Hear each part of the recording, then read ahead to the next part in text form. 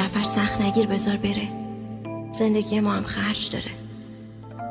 میدونم دوستش داری، ولی داری بی جعفرت میری مسیر کشتارگاه و پشمای تو منو پوشون زمستون تن و پامو.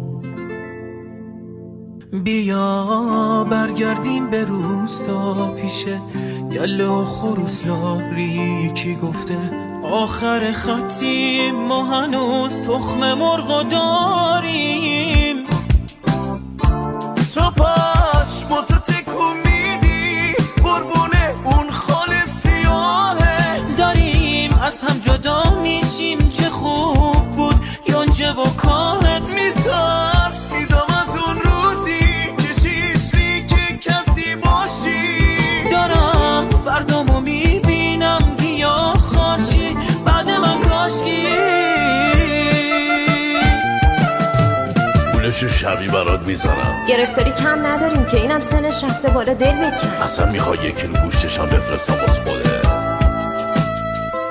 داری از اول جاده دنبتو هی تکون میدی.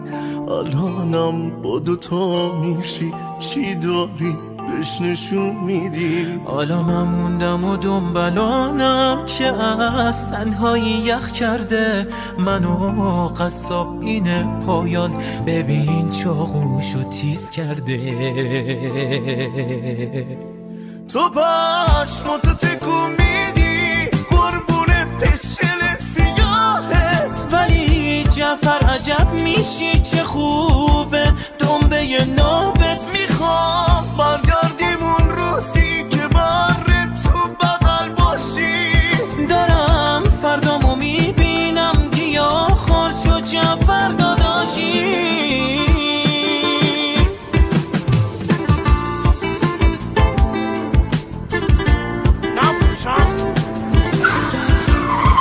خریدار چه خاکی به سرمون بریزی؟ جعفر چه کاری باز؟ اصغر داداش معذرت من این گوسفند رو نمیفروشم. ای بابا مگه تو لنگ پول نبودی؟ نه این دختر من گفتش که با اسکیبام الان خرید میکنی بعدم پرداخت میکنی. واسه همین من نیاز نیست این شنگولی رو ببینم. اسکی رو بگی؟ اسکیبام. اسکیبام رو بگی؟ اسکیبام.